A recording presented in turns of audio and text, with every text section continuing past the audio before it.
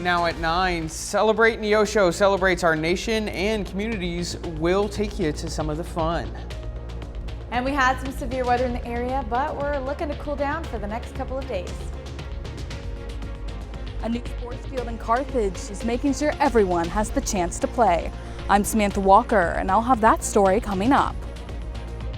The 4 states' most watched news starts now.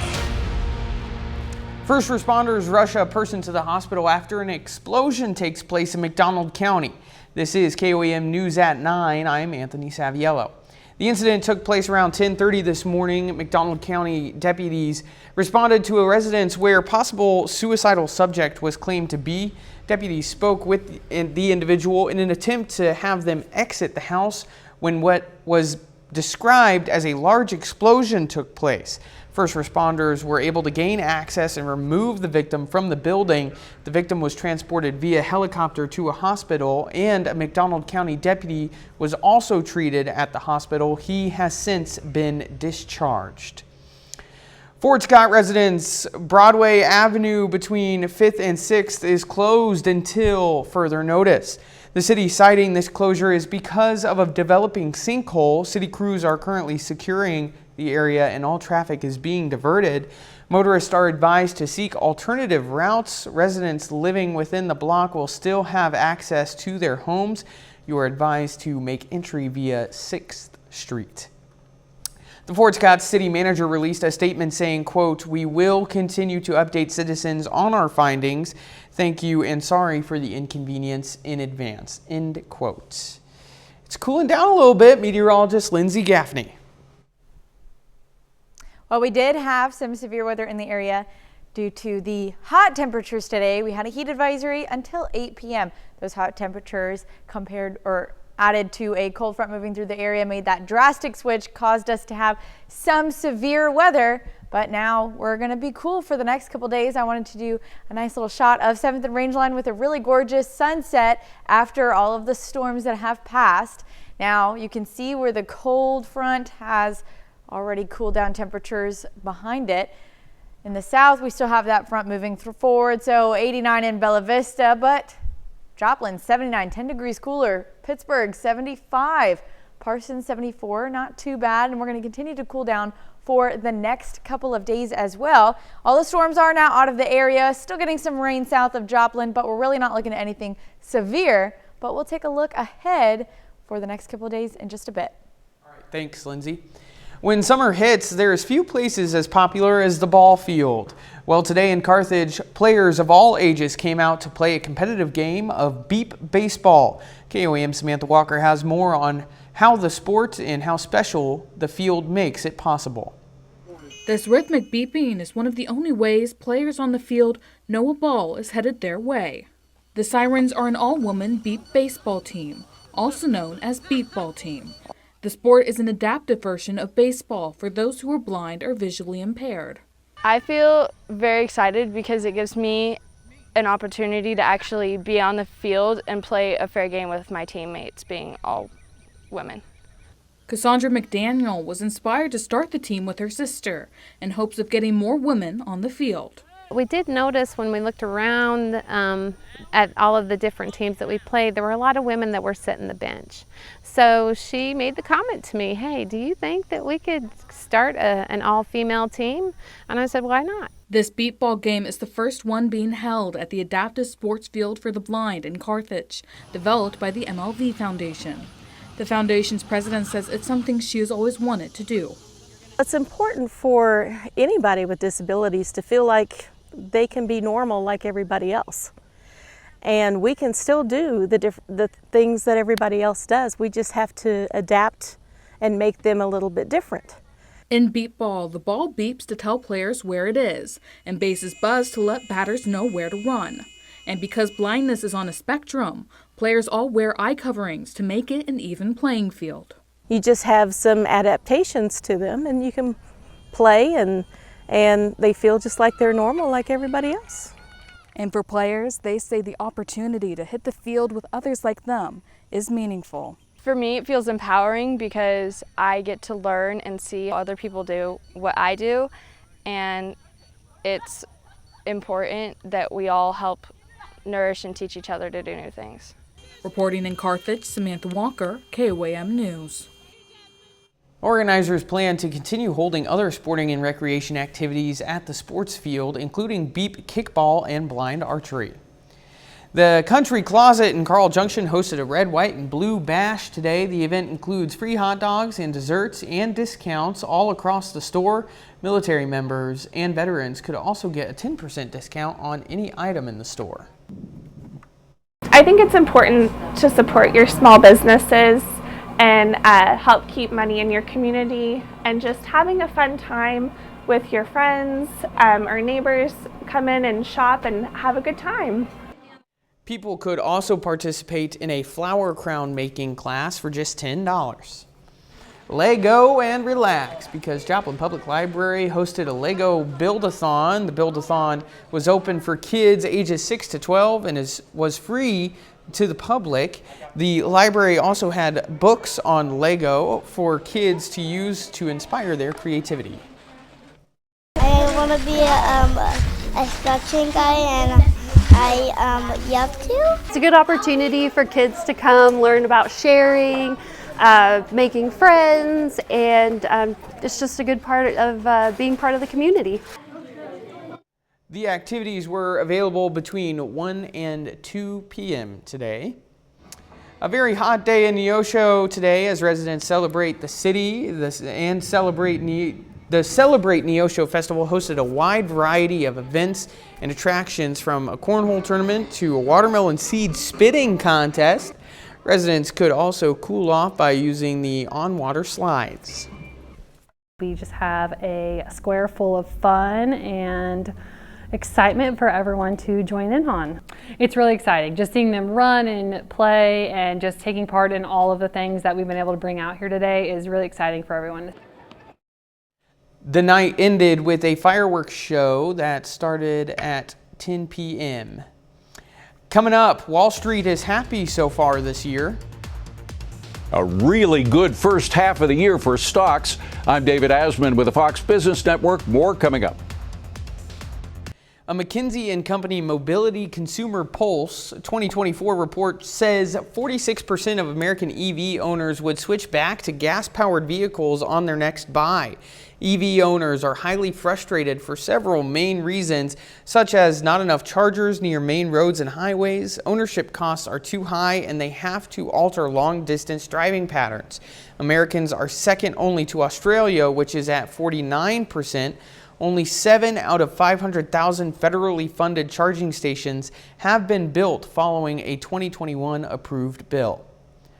Stocks seeing a strong first half of the year. Fox Business Network's David Asman has this story and more on tonight's Fox Means Business. Stocks struggling on Wall Street Friday. The Dow, S&P 500, and Nasdaq all closed lower after a choppy session.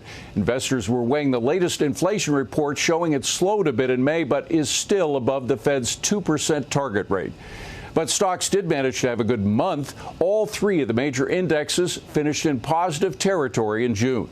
And what a good first half of the year. The Dow is up, while the S&P 500 and Nasdaq both posted double-digit gains. Meanwhile, inflation and its impact on personal finances has shoppers feeling perplexed. The University of Michigan says its final reading of consumer sentiment for June was better than expected, but still dropped from the month before. And here's what drivers need to know before they head to the gas station this weekend. AAA says the national average cost for regular is now $3.50 a gallon. That's a nickel more than last week, but the good news is it's still 8 cents cheaper than a month ago. That's business. I'm David Asman. Data from the Bank of America Institute says that job hopping is slowing down into a hesitation about seeking new work. Nationally, workers moving from job to job was 3% as of May. That's down from 3.75% of mid-2022. Job hopping was strong during pandemic, and workers who changed jobs got better pay raises than those who stayed put. The report says the bargaining power is falling off for middle and higher income job hoppers, and overall pay growth is weakening. Lindsay is next with a complete look at the forecast, and later, some new attractions based on some blockbuster favorites.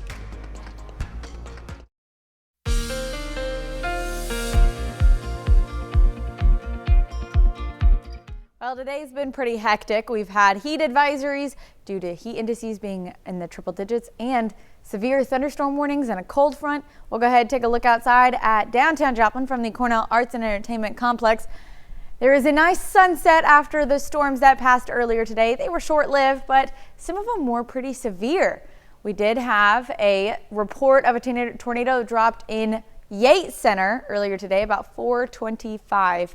Now, it was very brief and very weak as well, but that same storm, you can see it continued to shift south, wreaked some havoc, some wind damage, some hail as well, but we're in the clear for the rest of the evening. However, we do have some scattered thunderstorms and more going on for the rest of the weekend, excuse me.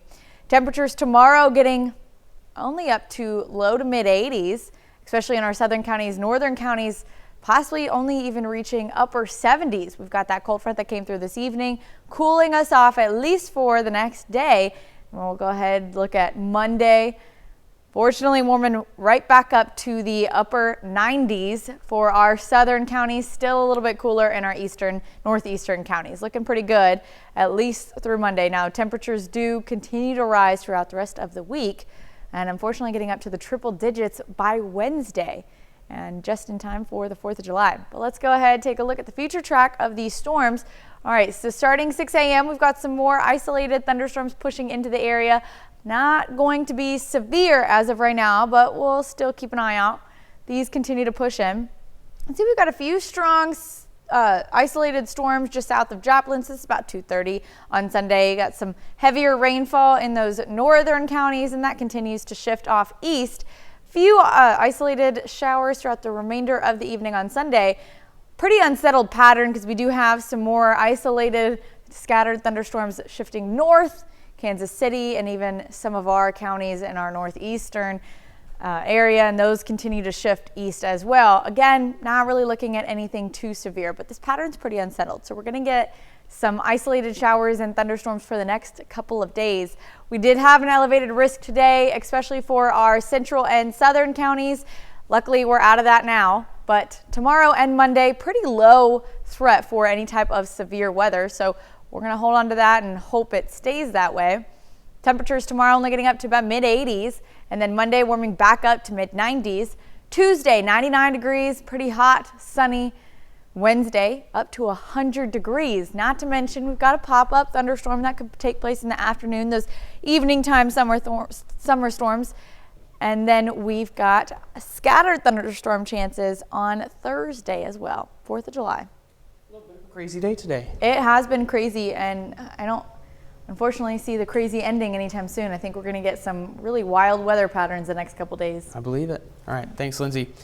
Later, some new attractions based on some blockbuster favorites. The 4th of July is less than a week away, and as millions of Americans are gearing up to barbecue or meet up with friends, fire officials are also urging everyone to practice fireworks safety. I'm CB Cotton with more details coming up. Comedy legend Martin Mull has died. Mull passed away Thursday following a long illness. He had roles in a number of well-known comedy films, including Clue, Mrs. Doubtfire, and Mr. Mom, and TV shows including Roseanne, Arrested Development, and the Fox series The Cool Kids. Mull is survived by his wife Wendy, a retired musician, and daughter Maggie, a TV writer and producer. Martin Mull was 80 years old. Criminal charges could be filed in connection with the death of Friends star Matthew Perry. The Los Angeles Police Department has reportedly opened an investigation into the actor's death. The 54-year-old died in October after an apparent drowning in a hot tub. The Los Angeles County Medical Examiner ruled that Perry died from the acute effects of ketamine.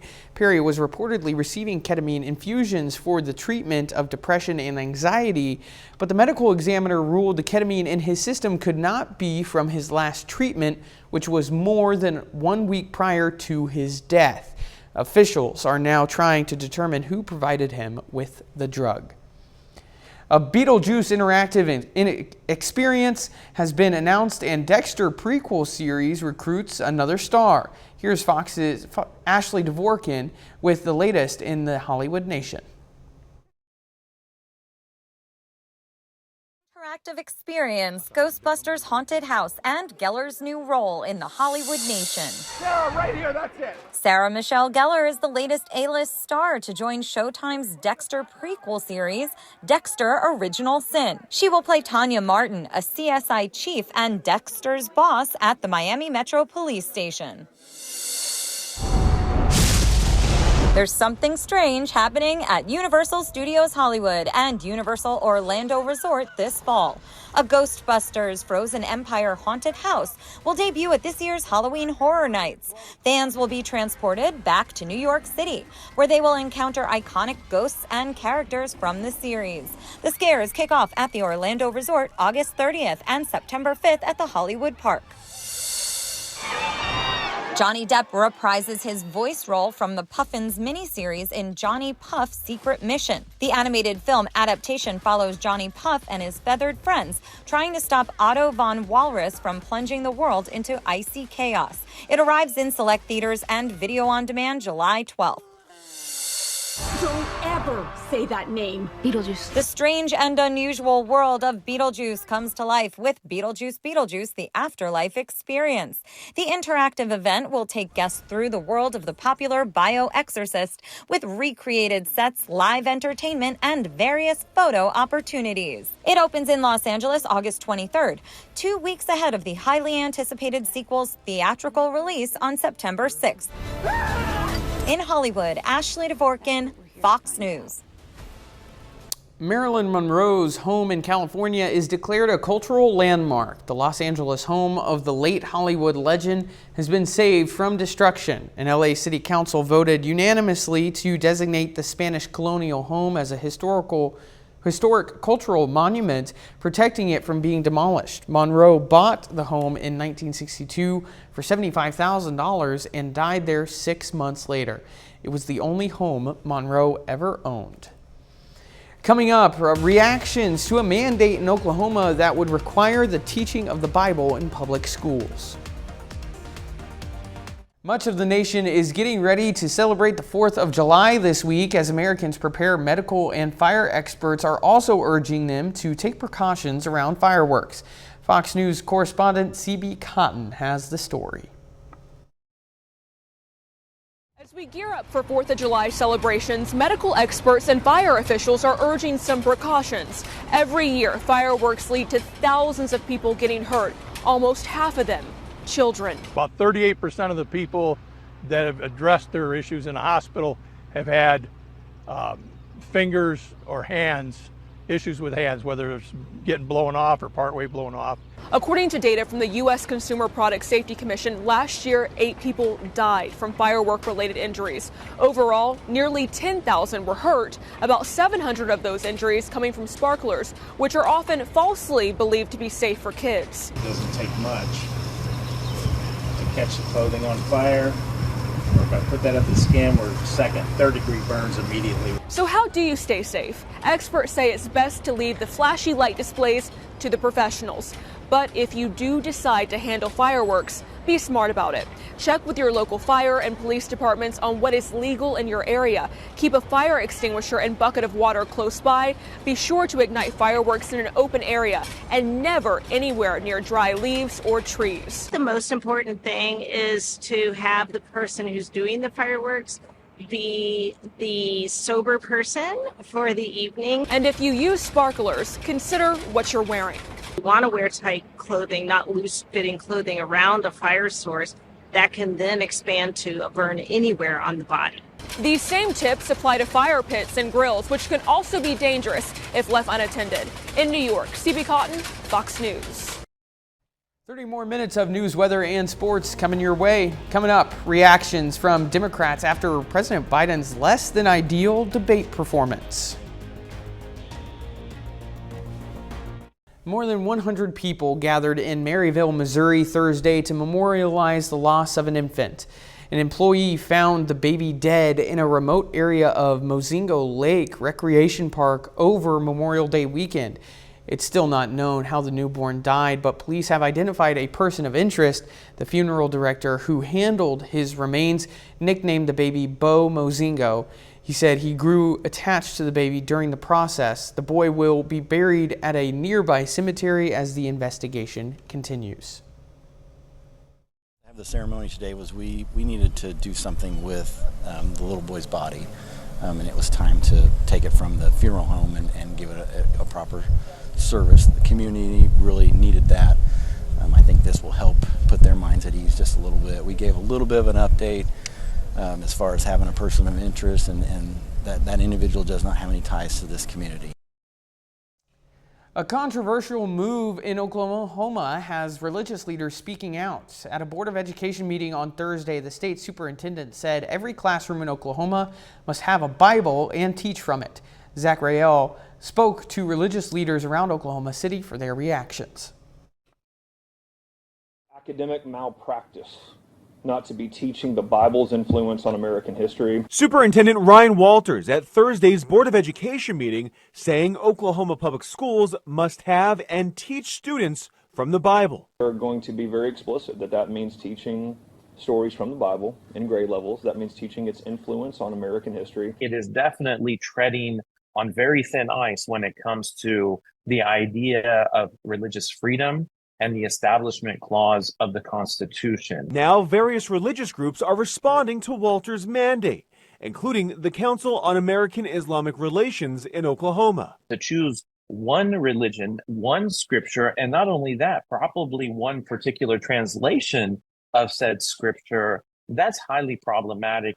Vered Harris, rabbi at B'nai Israel in Oklahoma City, said there are students of many faiths and no faiths in Oklahoma public schools. It should be up to their parents to decide what religious literature they learn about, not the state's. This underlying assumption of the First Amendment has allowed me as a Jewish person to grow up in this country without fear that my governmental institutions are going to oppress me. We also got statements from other groups too. Bishop James Nunn, Episcopal leader for the Oklahoma area of the United Methodist Church, said they believe that the state should not attempt to control the church, nor should the church seem to dominate the state. We endorse public policies that do not create unconstitutional entanglements between church and state. Reverend Dr. Lori Walke, senior minister of the Mayflower Congregational United Church of Christ, said in a statement, "Will educators be reprimanded and schools discredited for teaching the history of how the Bible has been used to endorse slavery? On the other hand, will they be expected to teach biblical themes of liberation and justice, or will they be deemed too woke? Public schools are not Sunday schools." Our viewers also chiming in. Patty said, "I'm Christian and I study my choice of Bibles and practice my choice of denomination. I cannot get on board with this." CA added, "Forcing a religion down people's throats is only going to make them angry and not want to pursue that religion." The campaign trail taking former President Donald Trump to Virginia yesterday. The presumptive GOP presidential candidate taking the stage in Chesapeake addressing supporters one day after his debate of the election season against President Joe Biden. Trump recalling last night's debate, hammering Joe Biden on what Trump perceived to be a weak performance. Joe Biden's problem is not his age, it's not his anything, really. It's got no problem other than it's his competence. He's grossly incompetent. You know, they keep saying old. I know people that are much older than him that are doing unbelievable. House Democrats are being careful with their public reactions to last night's debate. There are concerns the president's performance could have a negative trickle-down effect to other races on the November ballot. Fox News senior congressional correspondent Chad Pergram has the story. Democrats dodging reporters after President Biden bombed. I have no comment whatsoever. You have no comment on that? I'm staying with Papa. President stay in the race. Flight. 12 o'clock flight. Is your flight more important than the president, the decision whether or not he should stay in the ballot? Oh, he had a tough night, but I don't think we need to overreact to that. What is overreaction in your mind? People wanting him to remove himself from the ticket? Yeah, that's a a big leap. The top Democrat in the House sticking by the president. Leader Jeffries, do you think that President Biden should step down after the debate performance last night? Should he step aside? It takes a lot for the party to unwind itself from the president. Biden delegates are pledged to him, but become bound on August 7th. More than a month before the next debate in September. So if President Biden stumbles again, Democrats are stuck. The party can only replace the nominee after August 7th due to death, resignation, or disability. Most Democrats believe the president deserves another chance. That was strike one. If this were a ball game, he's got two more swings. This isn't baseball, this is politics, though. I'm saying, I know what you do in this game. House Speaker Mike Johnson discussed the 25th Amendment and its mechanism to sidetrack an unfit president. It's the cabinet that makes that decision. I would ask the cabinet members to search their hearts. A senior House Democratic leadership source says, quote, those close to the president did not serve him well. The source added, quote, this is not sustainable. On Capitol Hill, Chad Pergram, Fox News. Still ahead, foodies get a taste of new ideas for snacking.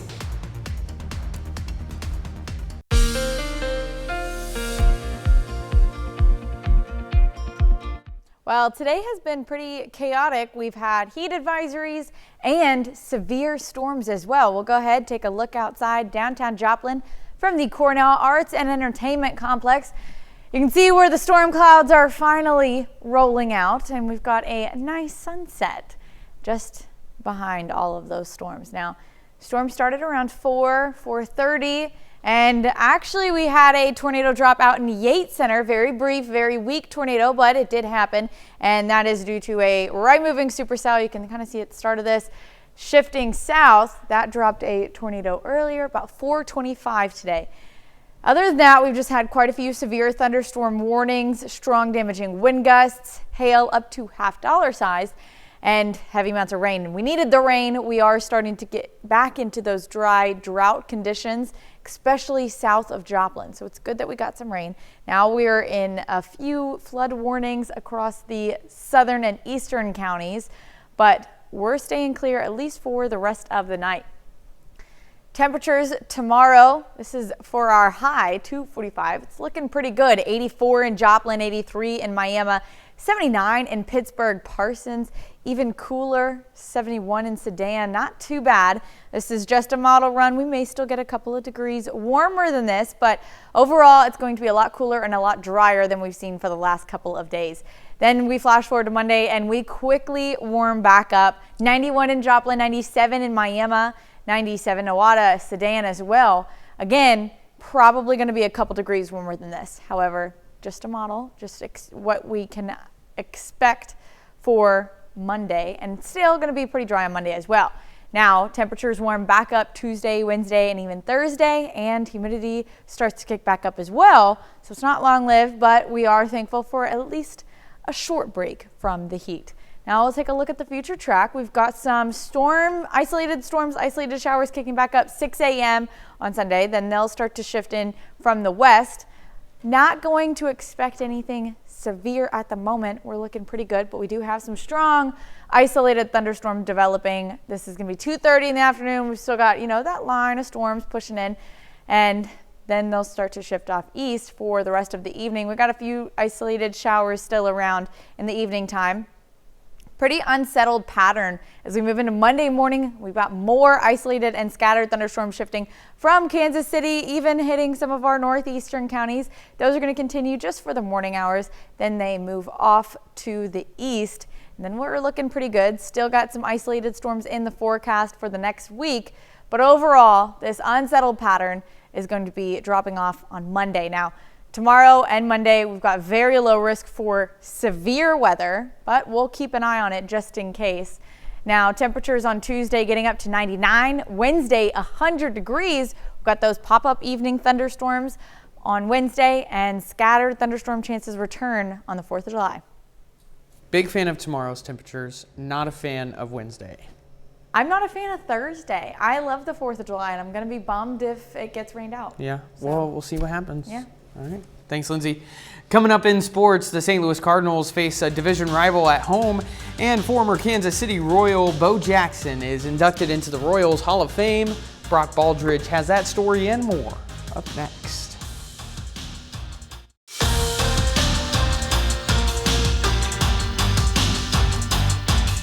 The Joplin Outlaws continue their homestand this weekend after winning 5 of their last 6 games. Joplin has lost their first 2 home games of the series. So how will they respond tonight? Well, we'll have to wait until tomorrow. Tonight's game was canceled due to inclement weather and lightning in the area. However, a doubleheader is scheduled for tomorrow on Sunday afternoon. First game starts at 4:30 p.m. Second game begins 20 minutes after the first game is over. Well, the St. Louis Cardinals are really starting to turn things around now. This weekend, the Redbirds welcome in a division rival, Cincinnati, into town. Warm day in St. Louis as former Rams wide receiver Isaac Bruce throws out the first pitch of the game. So in the third inning, no score here. Jonathan India keeps this ball fair down the line, and it's a ground rule double. Reds lead 1-0. Next batter at the plate, it's Ellie De La Cruz. He slaps one the other way, and that goes down for an RBI single. Cincinnati scores a pair of runs in the third inning. Reds lead 2-0. So the Reds lead 2-1 in the fifth inning now. Bases loaded for Sonny Gray trying to get out of the jam. Nolan Arenado can't field it cleanly, and the runner is safe, and well, everyone's safe. Reds add another run to the board. It's now a 3-1 game. So later in the inning now, the rally continues. Will Benson singles up the middle.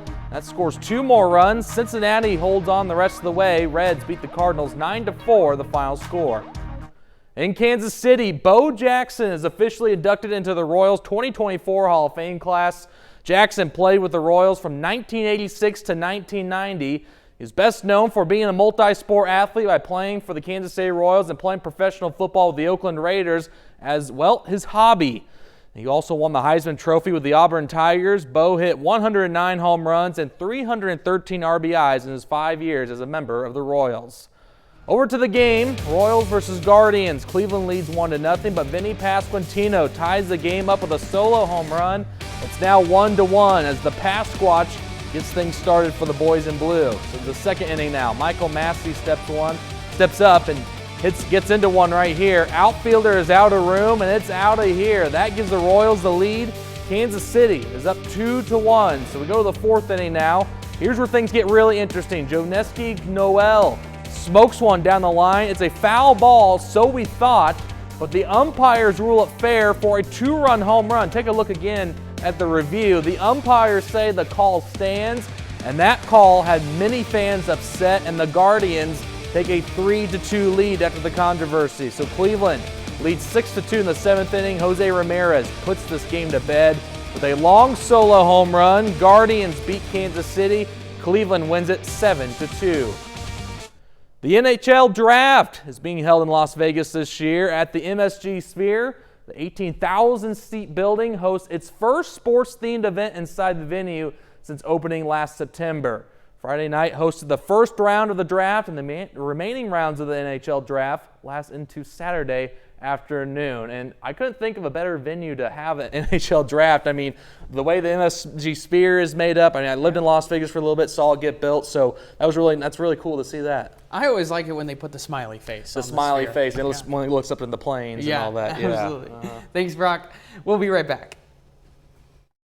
Foodies from around the world recently gathered at the Summer Fancy Food Show in New York City. Fox Business correspondent Madison Allworth was there to check out the international treats, hoping to make it to your kitchen table.